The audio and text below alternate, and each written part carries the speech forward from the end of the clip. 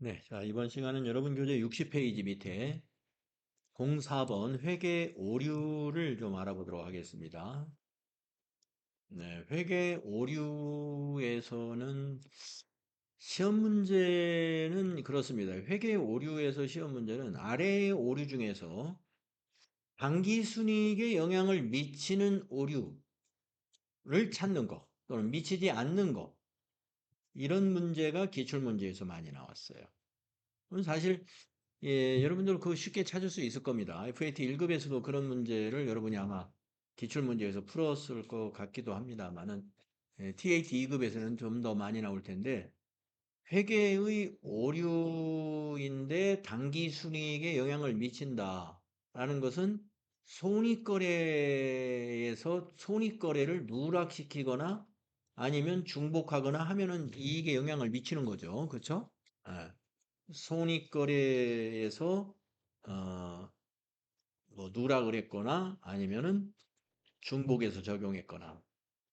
근데 예를 들면 이런 것은 오류 당기순이익에 영향을 안 미치죠.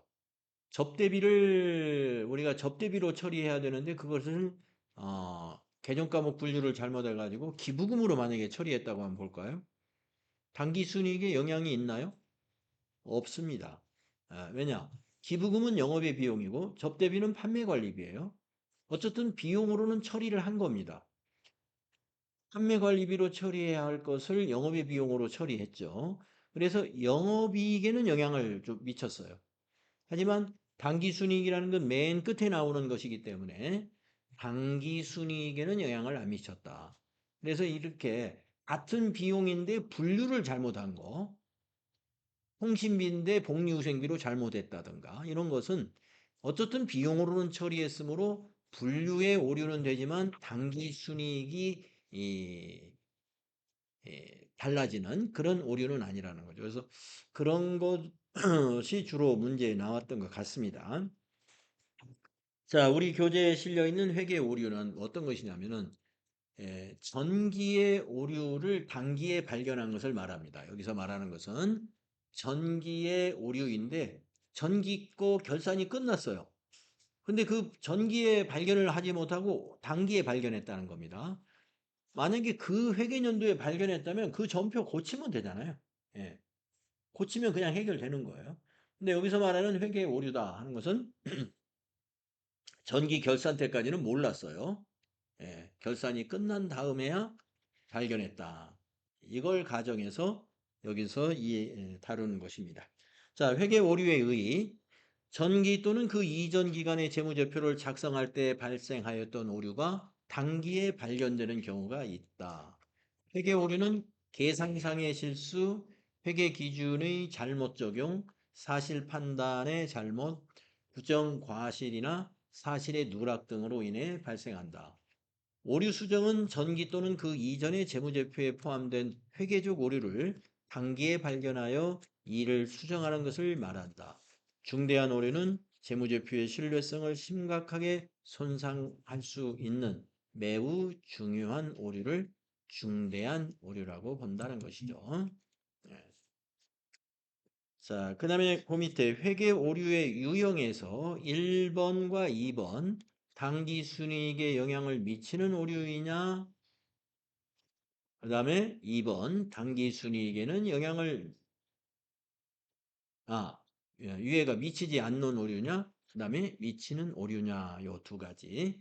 시험에서는 주로 이제 뭐 전기의 오류를 가지고만 이거 문제를 내는 게 아니라 전기든 단기든 우리가 당기순이익에 영향을 미치냐, 미치지 않느냐, 이런 판단을 묻는 문제가 기출문제에서 꽤 많았던 것 같아요. 자, 미치지 않는 거. 당기순이익에 영향을 미치지 않는 오류는 일명 계정분류 오류라고 한다. 예. 되게 계정분류 오류가 미치지 않는 오류가 많아요. 예. 그렇지만 시험에서는 이렇게 애매하게 설명은 안 합니다. 아까 그 계정분류라고 하면은 구체적으로 이제 보기에 나온단 말이죠. 복리후생비인데 통신비로 처리했다든가 이런 것이 이제 계정분류 오류죠. 즉, 재무상태표 계정과목 상호간의 오류나 손익계산서 계정과목 상호간의 오류를 말한다. 예. 그러니까 수익 간의 오류라든가 비용 간의 오류라든가 재무상태표의 자산 간의 오류, 부채 간의 오류 이런 것을 우리가 분류의 오류라고 말한다는 것이죠. 다음에 2번 당기 순이익에 영향을 미치는 오류. 중대한 회계 오류와 중대하지 않은 회계 오류에 대하여 오류 수정의 회계 처리 방법은 각각 다릅니다. 그래서 당기 순이익에 영향을 미쳤을 때에는 어떻든 당기 순이익이 달라졌기 때문에 전기에서 당기 순이익이 달라지면은 차기에도 영향을 미치거든요. 차기에도.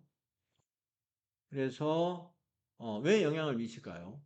당기순이익이 달라지면 미처분 이익여금이 달라지기 때문에 차기에 가는 2월 이익여금이 달라지잖아요. 2월 이익여금. 그러니까 당기순이익에 영향을 미칠 때 중대한 것은 전기의 손익계산서를 다시 작성해요. 그리고 중대하지 않은 것은 전기껏 작성을 하지 않습니다. 뭐라고 표시하냐면 중대하지 않은 경우에는 이렇게 전기오류 수정 이익이나 또는 전기오류 수정 손실로 회계 처리한다. 제가 생각했을 때 요 밑에 사례는 뭐 설명을 여러분이 들으면 이 표를 보면 어느 정도 알 수는 있습니다. 근데 너무 이거 신경 쓰지 마시고 여기서 핵심은 이거예요. 중대하지 않은 오류는 영업의 수익이나 영업의 비용으로 처리하는 전기오류 수정이익 또는 전기오류 수정 손실로 보면 된다. 요게 핵심이에요. 중대하지 않은 것은.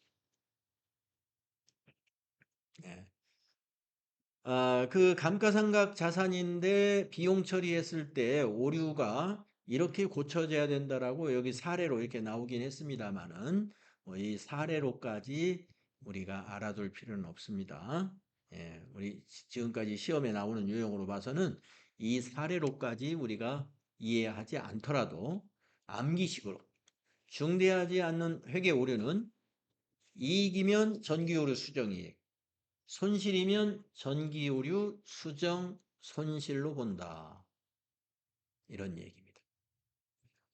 자, 그래서 과거의 기출문제 중에서 지금 생각나는 게 있어서 한번 제가 여러분에게 그 문제를 한번 제시해 볼게요.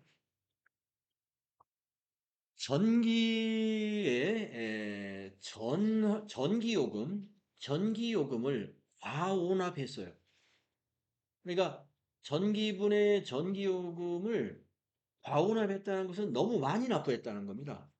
그래가지고 한국전력으로부터 과온합분 100만 원을 입금받았어요.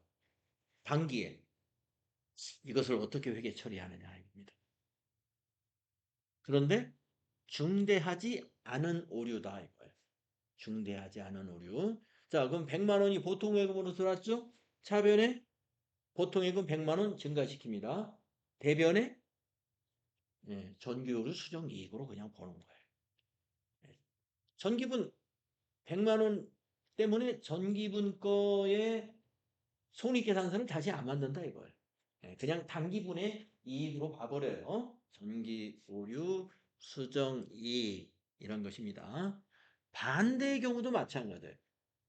전기분의 전기요금을 우리가 착오로 덜 납부해가지고 한국전력으로부터 더 납부하라, 추가 납부하라는 통지를 받았어요.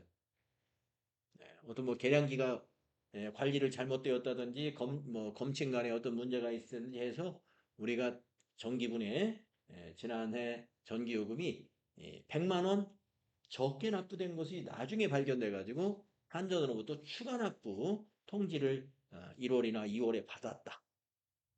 그래가지고 보통예금에서 계좌 이체해가지고 납부했어요. 그러면 대변의 보통예금 자산 감소했죠? 그것을 차변해. 이건 중대하지 않은 오류다. 라고 문제를 준단 말이에요. 그러면 차변해 오는 것이 전기오류 수정 손실. 이렇게 하시면 됩니다. 전기분 비용을 가지고 이와 같이 수정이익 또는 전기오류 수정 손실이 될 수 있다. 중대하지 않을 때는 이렇게 회계 처리한다.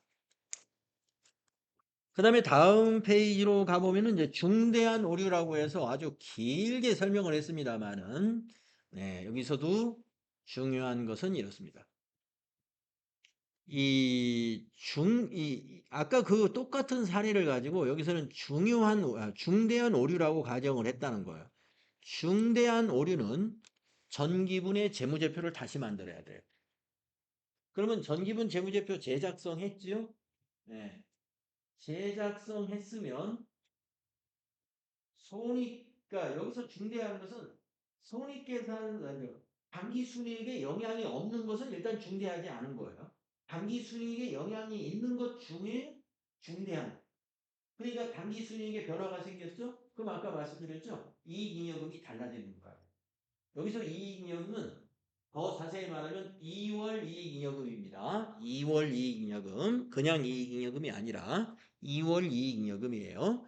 거기 괄호 속에 있는 전기오류 수정이익은 이해하기 쉽게끔 아까 앞에서 중대하지 않은 오류인 경우에 전기오류 수정이익이었죠. 그걸 참고하라고 괄호 속에 넣는 것이고, 여기서는 2월 이익잉여금으로 회계 처리한다 이거예요. 2월 이익잉여금. 왜냐? 전기거 당기순이익 다시 손익계산 다시 만들었습니다. 그러니까 단기에 어떻게 해야 돼요? 2월 이익잉여금이 더 증가돼야 되겠죠. 그래서 반대의 경우라면 차변의 2월 이익잉여금, 손실이 발생한 거라면 차변의 2월 이익잉여금, 자본을 감소시키면 되고, 지금은 이익이 나는 거니까 대변의 2월 이익잉여금, 자본을 증가시킨다. 그래서 중대한 오류는 전기분 손익계산서가 다시 만들어지기 때문에 단기에 영향을 미치는 것은 2월 이익잉여금, 2월 이익잉여금의 증가나 감소로 영향을 미친다. 요것을 알아두시면 되겠습니다. 자, 이렇게 해서 오류 수정에 대해서는 오류 수정의 개념과 오류 수정은 전기분해 오류를 단기에 발견한 것을 여기서 다뤘어요. 전기분해 오류를 단기에. 그 중에서 중대하지 않은 오류는 전기 오류 수정이익이나 손실로 처리하면 되고, 중대한 것이면 2월 이익잉여금의 증가나 감소로 처리한다. 이렇게 정리하면 되겠습니다. 자, 그 다음에 이제 제10절에 내부 통제제도. 여러분 FAT 1급에 내부 통제제도와 내부 회계관리제도 있었어요. 예. TAT 2급도 그 정도밖에 안 나옵니다. 내부 통제제도와 내부 회계관리제도가 우리 TAT 2급 교재에 좀 내용을 더 늘려서 뒤에 보면 내용이 좀 더 많이 있습니다만은 시험에서 다루어지는 것은 FAT 1급에서 다루어지는 내용과 똑같이 만약에 나온다면 내부 통제 제도의 목적에서 나올 것이고, 내부 통제의 목적은 세 가지입니다. 기업 운영의 효율성 및 효과성 확보하는 것. 그 다음에 재무정보의 신뢰성을 확보하는 것. 그 다음에 관련 법규와 정책을 준수하는 것. 이 세 가지가 목적이죠. 목적이 아닌 것을 찾아라 이런 문제 나올 수가 있겠고, 또 하나 문제가 나올 수 있다면 그 바로 밑에 있는 표에서 내부 통제 제도의 구성 요소가 아닌 것을 찾아라. 그래서 구성 요소 5가지를 기억해 둬야 돼요. 통제 환경, 위험 평가, 통제 활동, 정보 및 의사소통, 모니터링. 이게 내부 통제 제도의 구성 요소의 5가지 구성입니다. 옆에 있는 내용을 읽어가면서 이 구성 요소를 이해해 두면 다 아주 좋겠고요. 뭐 그렇게 해서 좀 기억이 좀 오래 남도록 해주면 좋겠고, 아무튼 암기에 자신이 있으신 분들은 그냥 요 단어만 이렇게 내부 통제도의 구성 요소는 이렇게 5가지다 외워두는 것이 시험에 대비해 좋겠습니다. 그 다음 페이지에 가면 이제 회계관리 내부 통제제도의 한계에서도 가끔 나오는데, 내부 통제제도의 효과는 아까 목적이 그게 효과가 되겠고, 한계라는 건 뭐냐? 한계를 설명하는 것은 그 밑에 거 여기서부터 여기가 한계에 해당되는 내용입니다. 예. 아무리 잘 설계된 내부 통제라고 할지라도 제도를 운영하는 과정에서 발생하는 위험은 피할 수가 없어요. 네. 그렇습니다. 그래서 아무리 자전거를 잘 탄다 하더라도 사고는 피할 수 없습니다. 네. 방심하면 사고가 나요. 네. 즉 최상의 자질과 경험을 지닌 사람도 부주의나 피로했거나 판단착오 이런 거에 노출돼 있습니다. 예. 그래서 내부 통제 제도 있으며 내부 통제 제도도 이러한 사람들에 의해서 운영이 되므로 내부 통제 제도가 모든 위험을 완벽하게 통제할 수는 없는 것이다. 예, 이게 이제 한계라는 것이죠. 한계. 우리가 살아가면서 한계에 많이 부딪힙니다. 알게 모르게. 예. 그래서 너무 뭐 이렇게 에, 잘 나간다고 그래서 너무 그 의기양양해 가지고 어, 저기 하다 보면은 예, 큰 사고를 당할 수가 있어요. 그래서 항상 저는 이번에 그 사고를 통해서 정말 겸손하게 살아야 되겠구나 이걸 느꼈어요. 배웠어요. 그리고 감사한 사람들이 너무 많다. 제가 이게 다쳐가지고 이렇게 이제 회복하고 하는 단계에서 정말 고마움을 많이 느꼈어요. 그래서 제가 고통은 굉장히 많이 받았지만은 사실 느지막하게 많이 배웠습니다. 그래서 조금 달라졌어요, 제가. 너무 큰 충격을 받아가지고. 자, 그래서 이 내부 통제제도의 효과와 한계에서 이 한계. 예. 그래서 내부 통제제도는 모든 위험을 완벽하게 통제할 수 있다. 보기에 그렇게 나오면 그건 틀린 보기라는 것을 기억해 두면 되겠고. 그다음에 이제 내부 회계 관리 제도를 따로 우리가 이제 회계를 배우는 거기 때문에 여러분 내부 통제라는 것은 회계만을 통제하는 건 아닙니다. 우리 회사의 기능은 회계만 있는 것이 아니라 회계, 재무, 인사, 총무, 영업, 마케팅, 생산, 기술, 연구, 뭐 대단히 많은 기능들이 모여서 기업이 굴러가는 거잖아요. 그러니까 내부 통제라는 것은 그 모든 회사의 조직과 기능을 다 통제하는 개념이고 그중에 내부 회계관리제도는 그중에 일부예요. 그래서 이 내부 회계관리제도는 우리가 회계를 공부하는 입장에서 이 내부 회계관리제도의 주된 통제 내용이 뭐냐를 여기서 소개했습니다. 1. 자산의 보호. 자, 회계라고 해서 차변, 대변 이렇게 사무적인 회계 처리, 이, 거래의 판료소에 의해서 회계 처리만 하는 것이 이, 의무를 다하는 것이냐? 그것이 아니고 그것은 이제 회계 본연의 기본적인 기능이면서 우리가 처리하는 그 회계 처리에는 회사의 자산을 표시하는 게 많잖아요. 기말에 기말 상품 재고액, 기말 제공품 재고액, 또는 기말 원재료 재고액 이렇게 표시해서 회계 담당자가 작성을 할 것이고 또 회계 담당 부서의 임원이 거기 서명을 하고 또 대표이사가 최종적으로 책임을 지고 서명을 하는 건데 그러면 거기에 표시한 재고 자산을 실제로 한번 조사를 해 봤느냐? 네? 우리가 회계부서에서 원재료 창고라든가 제품 창고라든가 제공품을 수시로 가서 조사하거나 그럴 수는 없죠. 하지만 기말에 한 번 정도는 확인을 해야 됩니다. 그래서 어, 장부에 있는 자산의 수량과 그 다음에 실물 자산 이것이 차이가 있느냐 하는 것을 적시에 발견할 필요가 있어요. 그래서 우리가 기말에 우리가 결산을 완료하기 전에는 이렇게 재무제표가 왜곡되지 않도록 꼭 수량 확인을 해야 된다. 이런 얘기입니다. 그래서 재고조사가 필요하다는 거예요. 재고조사만이 아니라 그러한 그 관리를 위해서는 물리적 접근을 통제하는 그런 이제 사실 물리적 접근을 통제하는 것은 그 실무부서에서 해야 될 일이죠. 그래서 물리적 접근을 이런 재고자산에 대해서는 통제를 하고, 그리고 실물자산과 장부자산의 수량 차이를 적시에 발견해낼 수 있어야 된다. 이 책임을 다 해야만이 회계 관리를 잘하고 있다고 볼 수 있다는 거죠. 또 하나 회계 관리에서 중요한 것은 회계의 부정 방지예요. 부정 방지. 예. 회계의 부정은 우리가 실무자급에서도 부정이 있을 수 있지만 사실 실무자급에서의 부정은 내부 통제가 잘 되는 그런 짜임새 있는 기업에서는 실무자의 부정은 거의 막을 수가 있습니다. 왜냐하면 실무자가 이렇게 올리면 뒤에 또 다른 그 견제할 수 있는 결제자들이 많이 있잖아요.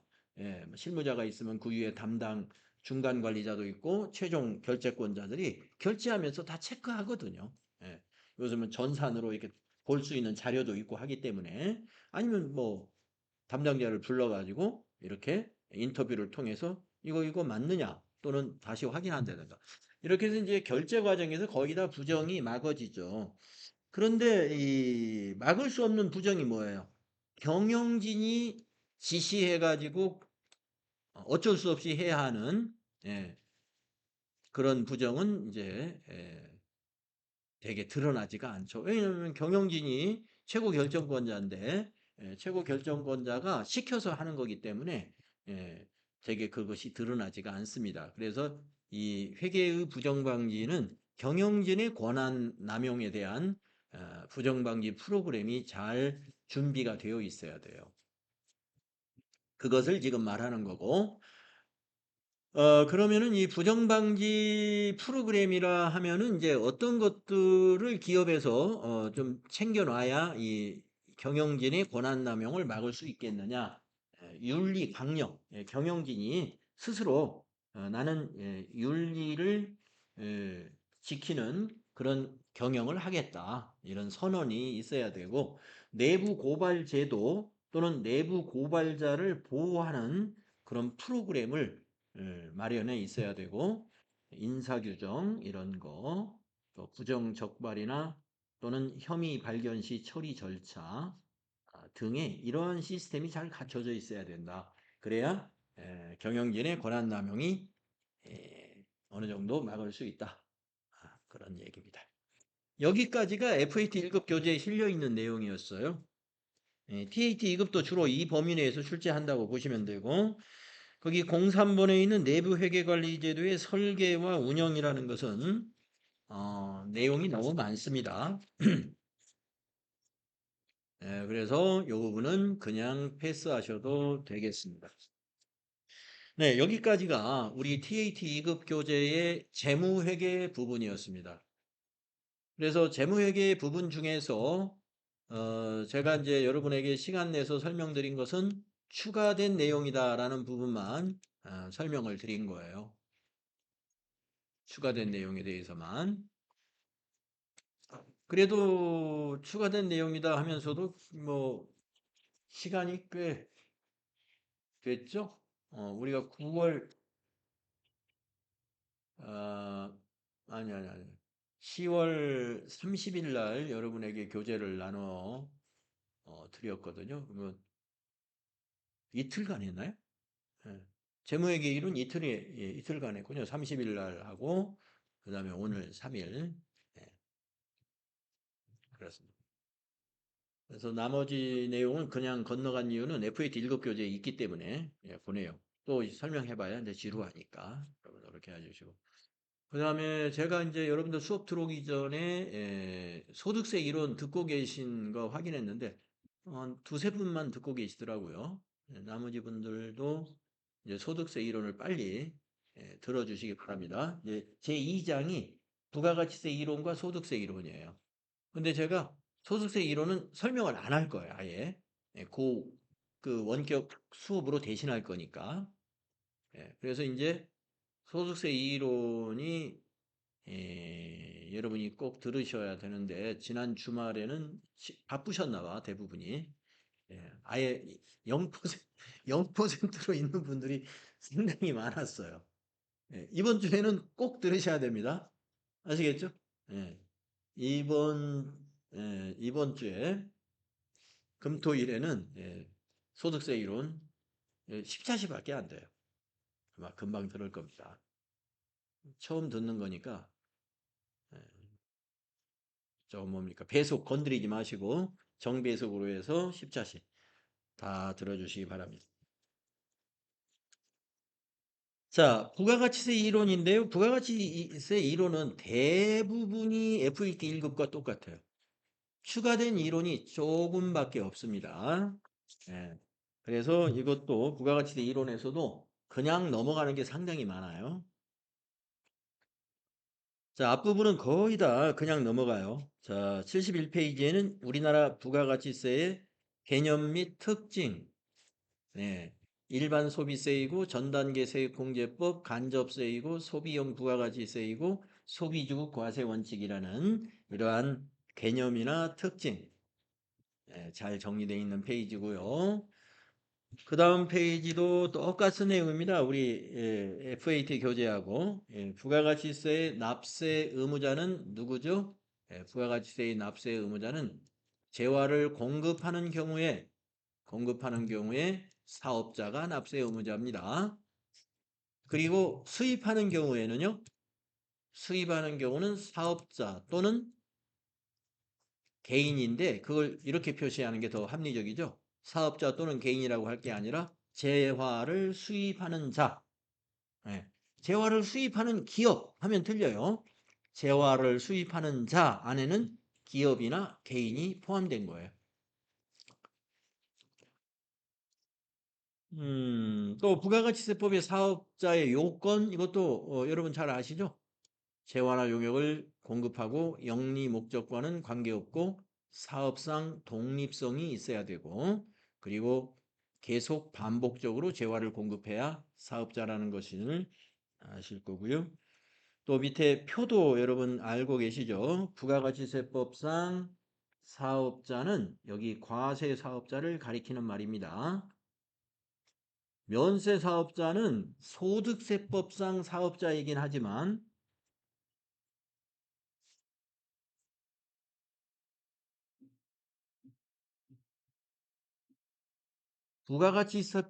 부가가치세법상에서는 면세 사업자에게는 아무런 의무가 언급되어 있지 않아요. 그래서 우리가 사업자 하면은 면세 사업자, 과세 사업자.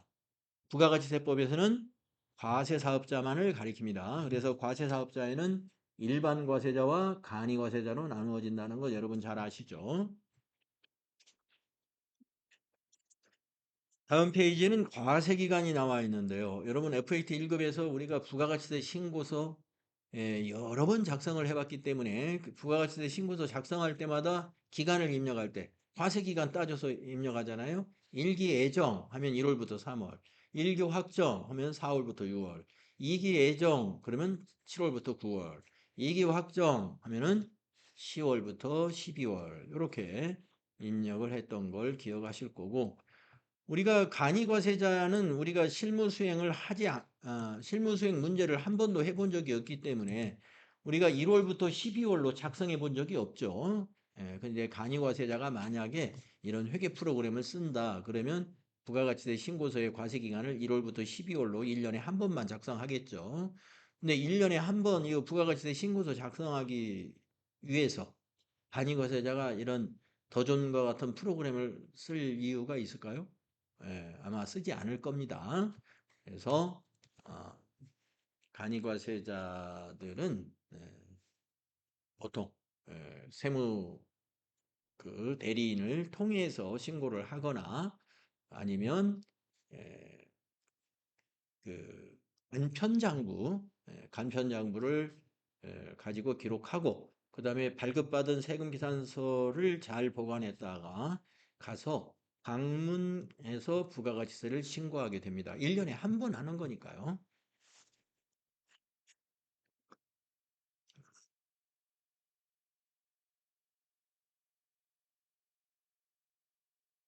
밑에 주의에 있는 내용 한번 읽어볼까요? 네.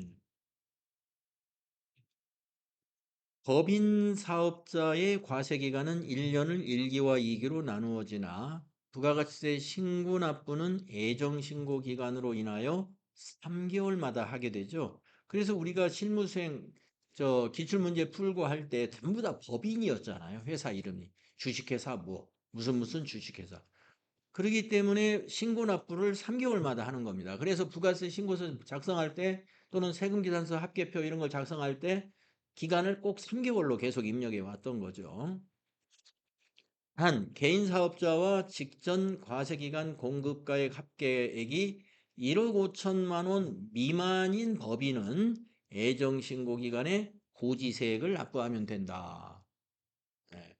그러니까 법인 사업자라 하더라도 지난 과세기간, 직전 과세기간이니까 지난 과세기간이죠.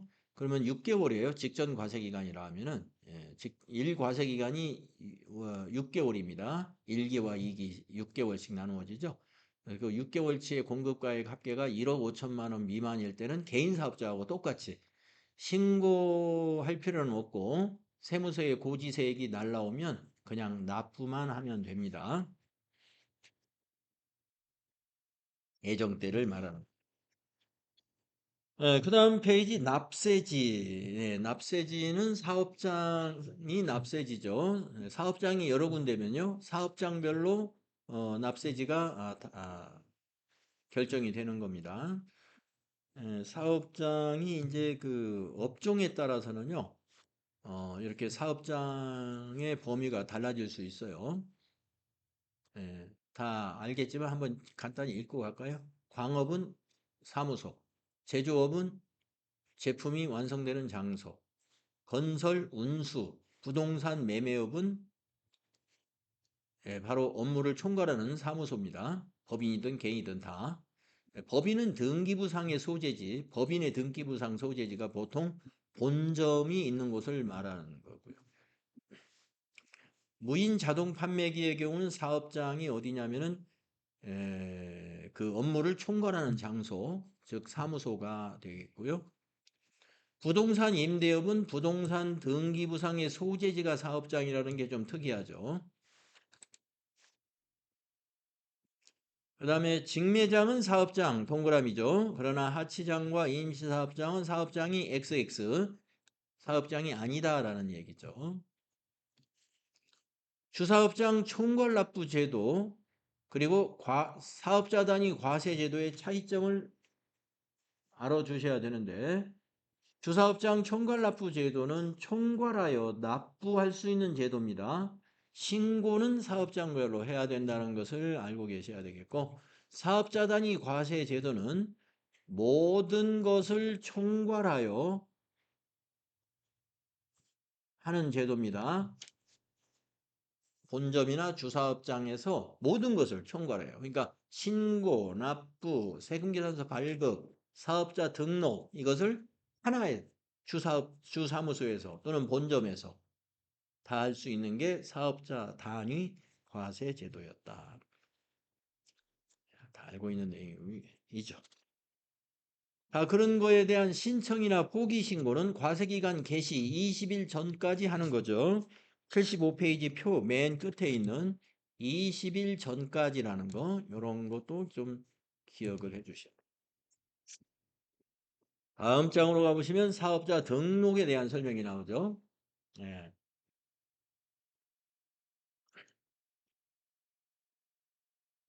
계속 사업자는 새로운 사업장을 개시하면 어떻게 해야 돼요? 개시일로부터 20일 이내에 관할 세무서에 사업자 등록을 해야 하는 게 원칙이죠.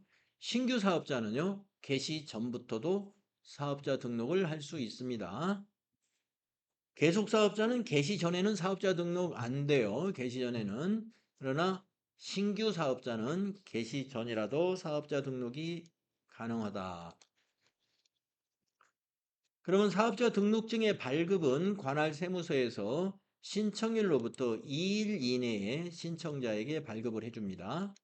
옛날엔 3일이었는데 한 3년 전부터 2일로 바뀌었어요.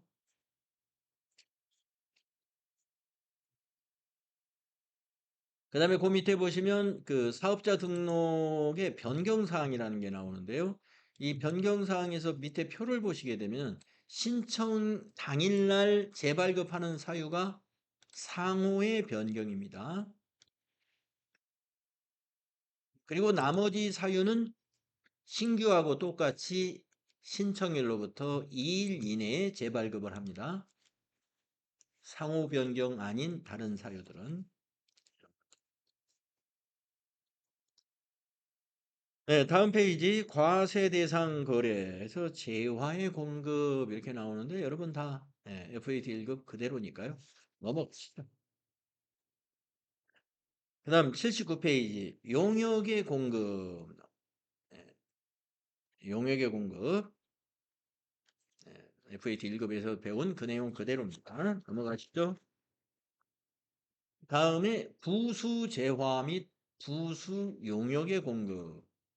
이거 좀 설명하고 갈까요? 네. 부수 재화와 부수 용역의 공급에서 예, 그 기억해야 해야 할 부분들을 보면은요. 이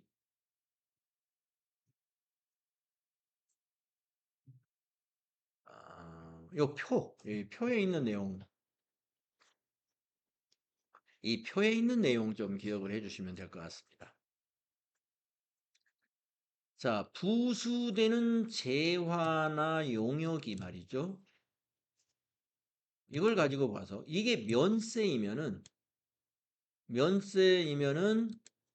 주된 사업에 관계없이 그냥 면세로 처리하면 돼요. 무슨 말이냐 하면은 여기선 토지라고 예를 들었어요. 토지. 근데 면세가 뭐 토지만 있는 건 아니죠. 토지만 있는 건 아니지만 뭐 교육 용역도 면세이고 토지의 공급도 면세죠. 교육 서비스도 면세고. 자, 그런데 원래 주된 사업자가 제조업에서 만약에 토지를 공급했다. 즉 팔았다 하는 얘기. 또 면세 사업자인 금융업, 은행이나 보험 사업을 하는 또는 우리 같이 교육 사업을 하는 교육업, 보험업, 금융업이 주된 사업자인데 그 사람이 그 사업자가 토지를 어디요? 매매했다. 매매가 아니라 매각했다 이거. 공급 팔았습니다.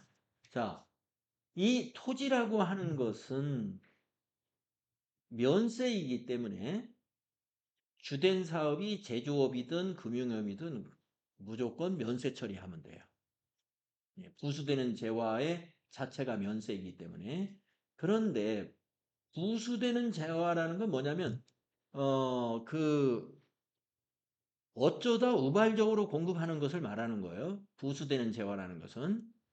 예, 어쩌다 우발적으로 공급하는 것도 그런 의미도 있고 그 다음에 이런 것도 부수재화예요. 예, 음반의 서적을 포함해서 파는 거. 자, 음반이라는 건 뭐 비디오도 음반이겠고 이제 오디오 같은 것도 음반이겠는데 그 비디오나 오디오를 설명하기 위해서 설명서 책자를 만들었어요. 그래서 비디오에다가 설명 책자 포함해 가지고 5만 원에 무슨 영상 자료를 판다고 보겠습니다. 자, 비디오 영상 자료 또는 오디오 영상 자료는 과세 제화예요. 그리고 책은 면세 제화입니다. 근데 그거를 제작해서 팔 때 만약에 오디오나 비디오 자체만 팔면 3만 원인데 거기에 책자를 만드느라고 2만 원이 더 들어가 가지고 5만 원에 팔게 됐다고 생각을 해봅시다. 그러면 그거를 말이죠. 우리가 그 교재는 부수재화라고 보는 거예요. 그 오디오 때문에 그 오디오를 설명하는 설명 자료가 필요한 것이죠. 그래서 책은 면세, 2만 원은 면세고 3만 원만 과세로 이렇게 처리하는 게 아니라 비디오나 오디오가 과세니까 거기 책자값까지 포함해서 그냥 다 과세 처리하는 겁니다. 그래서 그 부수적으로 제공하는 재화나 용역은 주된 재화나 용역이 과세이면 과세고 면세이면 그냥 면세를 해주는 거예요. 아시겠죠? 자, 그런데 지금 사업의 경우는 다릅니다. 부수되는 재화의 용역이 주된 사업하고 관계없이 면세인 것은 면세인 경우는 이렇게 하고 자, 그 밑에 이제 과세를 한번 볼까요? 과세. 건물을 공급했어요. 제조업에서 건물을 공급했으면 과세입니다. 그런데 금융업에서 건물을 공급하면 면세로 처리해요. 면세로. 그래서 부수되는 재화가 과세일 때 주된 사업에 따릅니다. 주된 사업에. 그래서 금융업이면 은행이죠. 은행에서 만약에 이천에 있는 국민은행 지점 건물이 있는데 이천의 국민은행 지점이 영업이 이제 뭐 만약에 너무 안 되어 가지고 저 분당에 있는 국민은행하고 합쳤어요. 그래서 이천의 국민은행을 지점 건물을 없앴다고 볼까요? 그건 이제 팔겠죠. 그러면은 그 국민은행 건물을 매각할 때 면세로 처리한다는 겁니다. 원래 건물은 과세죠. 그런데 금융업에서 우리가 그 지점을 판매하는 것은 주된 사업이 아니기 때문에 면세를 해주는 거예요. 차량 같은 것도 마찬가지고요. 자, 그래서 이와 같이 주된 사업이 면세이면 부수되는 재화가 과세일 때는 면세로 처리한다. 요 표를 좀 기억하시면 되겠습니다. 그 다음에는 이제 재화의 공급 시기. 네, 재화의 공급 시기는 FAT 1급에서 우리 기출문제에 많이 나왔죠? 특히 장기할부 판매가 시험에 보기로 많이 등장했는데, 장기할부 판매나 완성도 기준 지급 조건부 공급의 경우에 대가의 각 부분을 받기로 한 때가 공급식이라는 것을 잘 기억해 주시고요. 나머지는 보통 다 재화를 인도하는 때가 공급식입니다. 무인 판매기는 현금을 꺼내는 때가 공급식이라는 게 좀 특이하죠. 무인 판매기는 현금을 꺼내는 때. 이런 특이한 사항들 기억하시면 됩니다. 다음 페이지 용역의 공급시기. FAT 1급 교재 내용 그대로입니다. 그 밑에는 거래 장소. 다음 영세율과 면세. 뭐 영세율의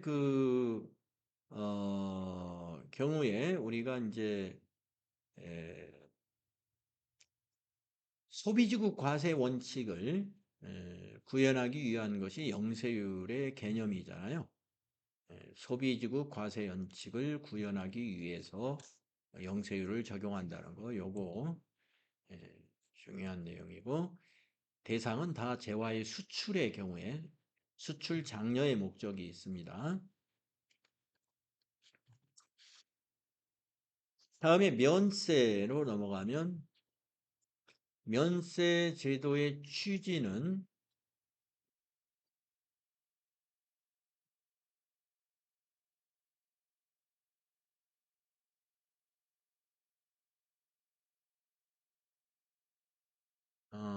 여기는 취지에 대한 것은 나오진 않은 것 같은데 여러분 기억을 해 주셔야 되니까 면세 제도의 개념은 부가가치세의 역진성 재고입니다. 역진성 재고. 부가가치세의 역진성 재고가 면세의 개념이라고 볼 수가 있어요. 목적, 면세 제도의 목적이라고 볼 수 있어요. 나머지 내용은 요거 다 중요한 내용이니까 쭉 읽어주시고 면세 대상 재화나 용역들 쭉 열거되는 거 여러분 다 숙지하셨죠?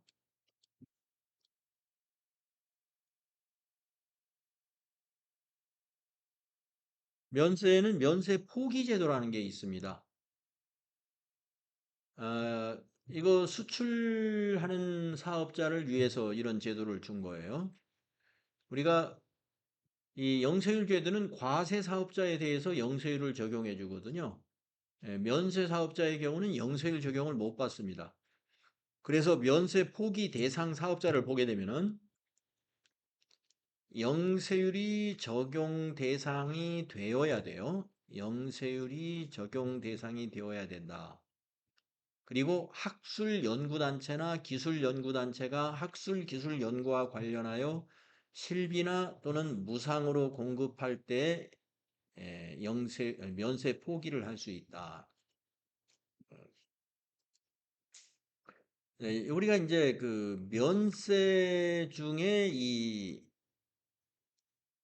영세율 적용되는 사업자라 그러면 이 농산물을 생산하는 사업자 중에 수출하는 사업자를 여러분이 떠올리시면 되겠습니다.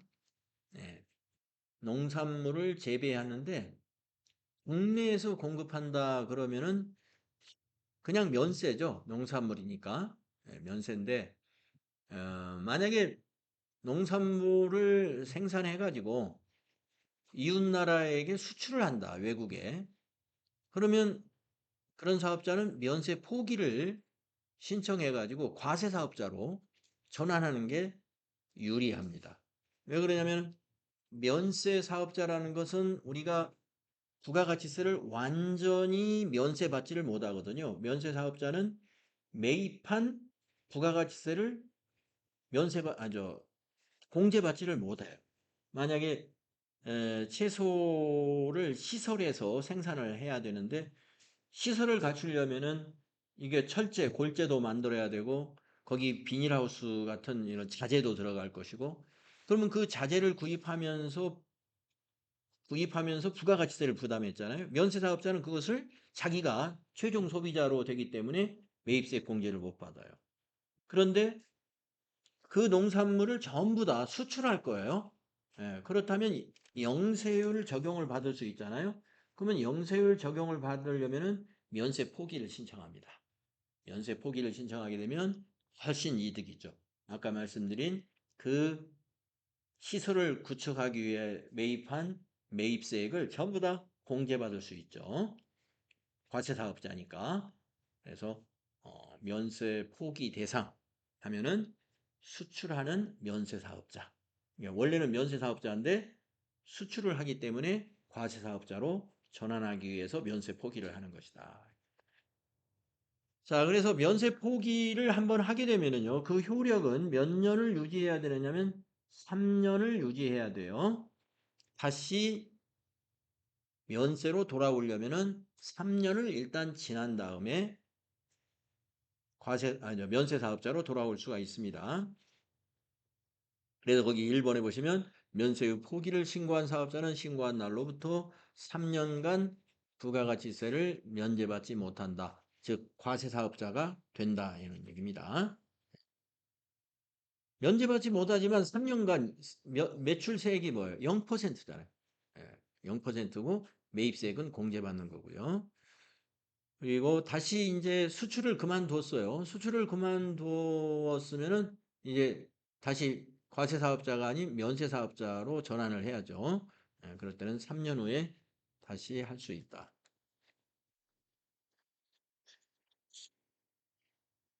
자, 다음 페이지 보시면 과세 표준과 매출세 이거 다 그대로입니다. 우리 교재에 있는 내용 그대로고요.